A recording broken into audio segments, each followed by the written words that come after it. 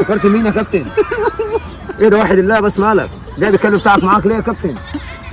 بتعيط ليه بس؟